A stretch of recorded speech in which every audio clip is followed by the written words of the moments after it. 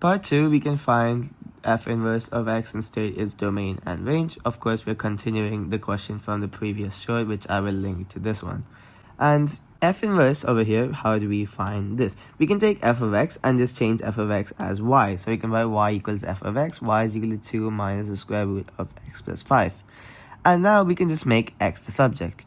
So y minus 2 is going to be equal to negative square root of x plus 5. The square root of x plus 5 is 2 minus y. X plus 5 is 2 minus y the whole squared. And x is equal to 2 minus y the whole squared minus 5. So here we are. We have the x value because we made x the subject. But now we have to change this to f inverse of x.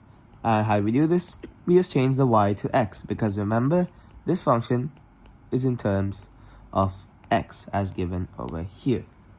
So now we found f inverse. But now how do we state its domain and range? So the domain of f inverse is just the range of f. So we can write that as 2 minus the square root of 5 is less than the f of x, less than or equal to 2, right?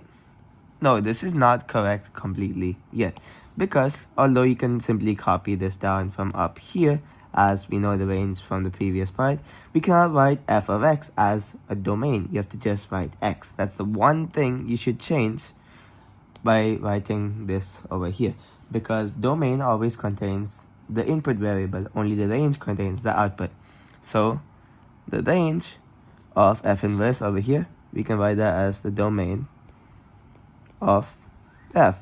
So that'll be equal to, of course, since this is a range, we have to change this x into f inverse of x, and otherwise we can keep everything the same. So minus 5 less than or equal to f inverse of x, then 0.